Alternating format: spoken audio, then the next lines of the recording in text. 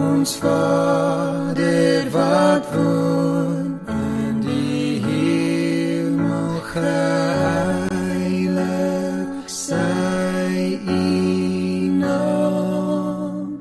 Laat die ryk kom, U wil geskied, soos in die hemel, so ook op die aarde.